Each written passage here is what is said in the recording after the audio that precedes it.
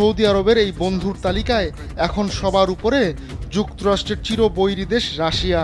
2 বছরের বেশি সময় ধরে চলা ইউক্রেন যুদ্ধের কারণে গোটা বিশ্বই এখন স্পষ্ট 2 ভাগে বিভক্ত। এরই ধারাবাহিকতায় একসময় পশ্চিমা ব্লকে থাকা অনেক দেশের মতো সৌদি আরবও হুমকি ছড়াচ্ছে রাশিয়ার পক্ষে। মস্কোর স্বার্থ রক্ষায় পশ্চিমাদের বিরুদ্ধে এবার সাফ কথা সৌদি যুবরাজ মোহাম্মদ বিন সালমানের।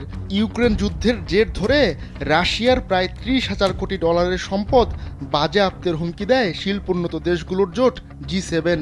এরপরই পাল্টা জবাবে ইউরোপের দেশগুলোর ঋণ বিক্রির হুমকি দিয়েছেন যুবরাজ মোহাম্মদ, যা প্রচার করছে সৌদির অর্থ মন্ত্রণালয়।